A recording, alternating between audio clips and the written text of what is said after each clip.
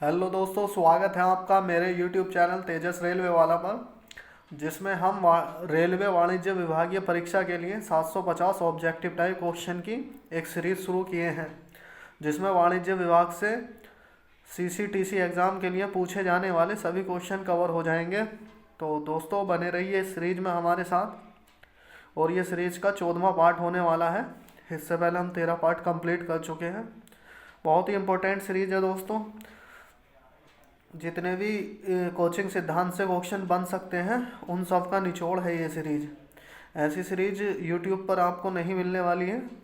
तो दोस्तों, बने रहिए और चैनल को सब्सक्राइब और वीडियो को लाइक भी कर दीजिए। तो शुरू करते हैं। हमारा ये 14वें भाग का पहला क्वेश्चन है। ब्रॉड गेज के एक 4 पहिए वाले कवर्ड वैगन में न्यूनतम कितने डनेज वैक्स प्रयोग किए जाने चाहिए। दोस्तों, एक दरवाजे पर 3 डनेज वैक्स प्रयोग किए जाते हैं और 4 पहिए वाले कवर्ड वैगन में 2 दरवाजे रहते हैं। तो इसमें 6 डनेज वैक्स प्रयोग किए जाते हैं। एक दरवाजे में न्यूनतम कितने डनेज वैक्स प्रयोग किए जाने चाहिए। तो एक दरवाजे में 3 डनेज वैक्स प्रयोग किए जाने चाहिए। पैकिंग की शर्त P6 किस माल के संबंध में है। तो P6 मोटर वाहन के संबंध में है। पैकिंग की शर्त P2B किस माल के संबंध में है। तो ये बांस के संबंध में है। P2B माल यातायात की लोडिंग अनलोडिंग से संबंधित नियम किस संदर्भ पुस्तिका में दिए गए हैं।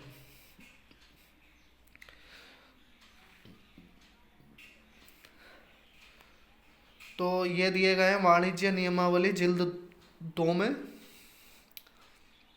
माल के वाहन के मामले में वेली के रूप में रेलवे की जिम्मेदारी किस धारा के अंतर्गत निर्धारित की गई है। तो ये बेली के रूप में धारा 99 के अंतर्गत।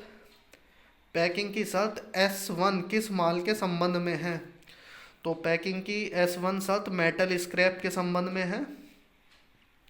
पैकिंग की P6 शर्त के अनुसार मोटर वाहन में कितने लीटर से अधिक ईंधन या पेट्रोल नहीं होना चाहिए। तो ये 10 लीटर से अधिक नहीं होना चाहिए। मालगाड़ी के ब्रेक वाहन में गार्ड को छोड़कर अधिकतम कितने यात्री अनुमत हैं। तो यहाँ गार्ड को छोड़कर 5 और टोटल 6। तो यहाँ 5 सही है। खतरनाक माल की बुकिंग के लिए अग्रिम सूचना कितने घंटे पहले देना अनिवार्य है। तो ये 48 घंटे पहले इसकी सूचना देना अनिवार्य है। खतरनाक माल का स्टोरेज स्टेशन बिल्डिंग या रिहायशी इलाकों से कम कितनी दूरी पर होना चाहिए। तो ये 45 मीटर दूर होना चाहिए स्टोरेज खतरनाक माल का। रनिंग थेफ्ट की रिपोर्ट कितनी प्रतियों में बनाई जाती है।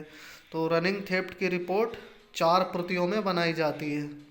वैगन सील लेवल में कुल कितने छिद्र होते हैं। तो वैगन सील लेवल में 4 छिद्र होते हैं। ये फैक्चुअल क्वेश्चन है, ये याद ही करने हैं आपको। माल यातायात की पुनः तोल करना किस धारा के अंतर्गत आवश्यक है। तो ये धारा 78 के अंतर्गत आवश्यक है। पार्टी की प्रार्थना पर, यहाँ ध्यान देने वाला बात है कि पार्टी की प्रार्थना पर माल यातायात की पुनः तोल किस धारा के अंतर्गत की जाती है।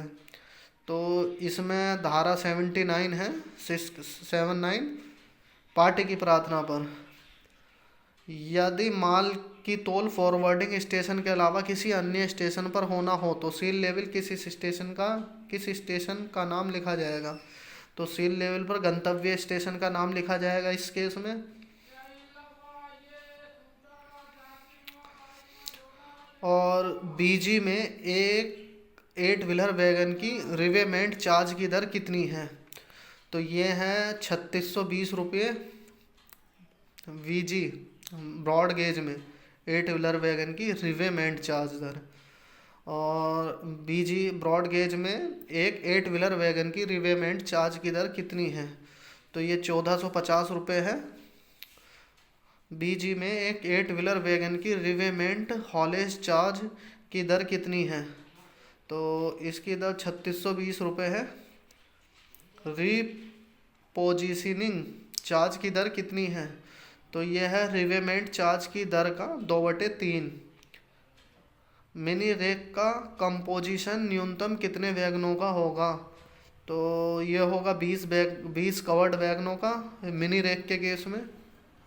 मिनी रेक अधिकतम कितनी दूरी के लिए बुक होगा? तो मिनी रेक अधिकतम 400 किलोमीटर के लिए बुक होगा अधिकतम। मिनी रेक की लोडिंग अनलोडिंग के लिए कितना फ्री टाइम निर्धारित किया गया है? तो मिनी रेक के लिए 5 घंटे निर्धारित किए गए हैं। मिनी रेक में माल बुक कराने पर सप्लीमेंट्री चार्ज कितने प्रतिशत लिया जाएगा? तो यहाँ 5% लिया जाएगा सप्लीमेंट्री चार्ज। मिनी रेक में माल बुक कराने पर भाड़ा किस रेट पर प्रभावित होगा? तो यह होगा train load class rate. 2 point rake के मामले में प्रत्येक गंतव्य स्टेशन के लिए कम से कम कितने वैगन आवश्यक लोड किए जाने चाहिए? तो 2 पॉइंट ट्रैक के मामले में 10 वैगन प्रत्येक गंतव्य स्टेशन के लिए। 2 पॉइंट ट्रैक 2 पॉइंट ट्रैक में माल बुक करने पर सप्लीमेंट्री चार्ज कितने प्रतिशत लिया जाएगा? तो ये 5% लिया जाएगा 2 पॉइंट ट्रैक के मामले में भी। 2 पॉइंट ट्रैक के मामले में कितने वैगनों की मांग का पंजीकरण कराया जाएगा? तो ये स्टैंडर्ड साइज रेक का 2 पॉइंट ट्रैक का भाड़ा किस रेट पर प्रभावित होगा? तो ट्रेन लोड क्लास रेट पर। मल्टी पॉइंट ट्रैक के मामले में प्रत्येक गंतव्य स्टेशन के लिए कम से कम कितने वैगन अवश्य लोड किए जाने चाहिए? तो मल्टी पॉइंट ट्रैक में भी और 2 पॉइंट ट्रैक में भी मिनिमम 10 वैगन अवश्य लोड किए जाने चाहिए। मल्टी पॉइंट रेक सरचार्ज की दर अक्टूबर से जून तक कितनी है? तो ये बिजी सीजन के में पूछा गया। अक्टूबर से जून तक बिजी सीजन रहता है। तो मल्टी पॉइंट ट्रैक के मामले में 20% रहेगी। मल्टी पॉइंट ट्रैक पर अनुपूरक प्रभार किस माह से किस माह तक प्रभावित होता है? अनुपूरक प्रभार मतलब सरचार्ज ये बिजी सीजन में रहता है अक्टूबर से जून तक। वैगन की मांग का पंजीकरण किस पुस्तक में किया जाता है? तो यह किया जाता है प्राथमिकता रजिस्टर में। सामान्य वस्तुओं के लिए वैगन की मांग कितने दिन बाद रद्द कराने पर वैगन पंजीकरण शुल्क जब्त होता है? तो ये 10 दिन बाद।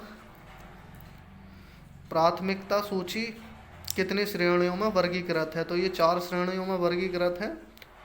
प्राथमिकता रजिस्टर में कितने कॉलम होते हैं? तो प्राथमिकता रजिस्टर में 27 कॉलम होते हैं। प्राथमिकता सूची किस धारा के अंतर्गत बनाई जाती है? धारा 71। बीजी में एक बीसीएन वैगन की रजिस्ट्रेशन फीस कितनी है? तो ब्रॉड गेज में एक बीसीएन की 500 रुपये रजिस्ट्रेशन फीस है। बीजी में एक बॉक्सन वैगन की रजिस्ट्रेशन फीस, तो इसमें भी बीसीएन और बॉक्सन में दोनों में 500 रुपये, इसमें भी 500 रुपये है। प्राथमिकता सूची प्रायोरिटी शेड्यूल की मान्यता की अवधि कितनी है? तो प्राथमिकता सूची की मान्यता अवधि 1 वर्ष। रजिस्ट्रेशन फीस की मनी रसीद कितनी कॉपियों में बनाई जाती है? तो ये 2 कॉपियों में बनाई जाती है मनी रसीद। वैगनों के आवंटन में सामान्य नियम पहले आओ पहले पाओ का प्रावधान किस धारा के अंतर्गत है? तो ये धारा 70 के अंतर्गत है। निम्न में से किस मामले में रजिस्ट्रेशन फीस नहीं ली जाती? तो ये कॉनकॉर के मामले में रजिस्ट्रेशन फीस नहीं ली जाती। और पंजीकरण हो जाने के बाद गंतव्य स्टेशन के नाम में परिवर्तन किसकी अनुमति लेना अनिवार्य है? पंजीकरण हो जाने के बाद तो इसमें सीनियर डीसीएम या डीसीएम की अनुमति लेना अनिवार्य है। मीटर गेज पर एक 8 व्हीलर वैगन की रजिस्ट्रेशन फीस कितनी है? तो मीटर गेज पर है 1500 रुपये। नैरो गेज पर एक वैगन की रजिस्ट्रेशन फ़ीस कितनी है? तो ये 1500 रुपये है नैरो गेज पर। ब्रॉड गेज पर एक रेक रेक पूछा है, रेक की रजिस्ट्रेशन फ़ीस कितनी है? तो एक रेक की रजिस्ट्रेशन फ़ीस 50,000 रुपये है। मीटर गेज पर एक रेक की रजिस्ट्रेशन फ़ीस, इसमें भी 50,000 रुपये है। नैरो गेज पर एक रेक की रजिस्ट्रेशन फ़ीस कितनी है? तो नैरो गेज के मामले में 1500 इंटू नंबर ऑफ वैगन। निम्न में से किससे रजिस्ट्रेशन फ़ीस पंजीकरण के समय नहीं ली जाती? तो यह है प्लेटिनम कार्ड धारक से रजिस्ट्रेशन के समय पंजीकरण फ़ीस नहीं ली जाती। तो दोस्तों ये हमारी सीरीज का 14 पार्ट कंप्लीट हो गया है। तो दोस्तों वीडियो अच्छा लगा है तो लाइक कर दीजिए और चैनल सब्सक्राइब कर लीजिए। इसमें वाणिज्य विभाग से जुड़ा आपको कंप्लीट मटेरियल मिलेगा। धन्यवाद।